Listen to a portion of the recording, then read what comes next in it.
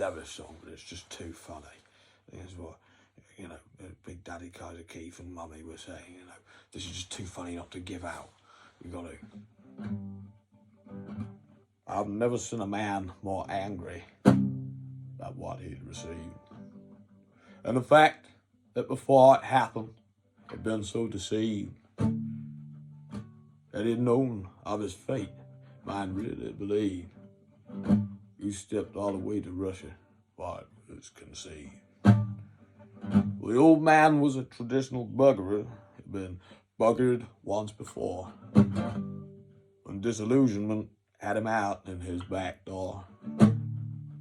All that stood behind him was a big old buggerer while he was on the floor. But he buggered was more than a state of mind. If your father's overfeeding you, telling there's no needing to believe him, 'cause there's my home-cooked dinner the long way. And he wants to vacation with you, no conversation with you, 4 hours with no power steering to the lake.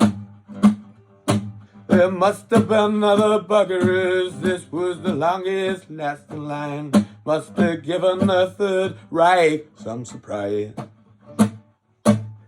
Did he tell his own son to swallow a light bulb twice, just so he could get to bugger his backside? Now buggering must haunt a man once it's been done, and bitter of his buggering, he thought he'd bugger 2 sons. To bugger them both on foreign soil, his battle would be won. He broke the bugger's code. Could only be one, what the poor one did find. When he thought of overfeeding them, he thought he'd been eating in the cabin by the lake, for them to understand.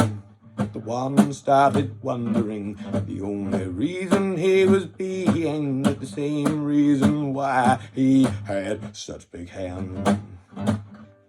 But he was a lonely buggerer who gave his wife a stroke when she realized what she had been provoked.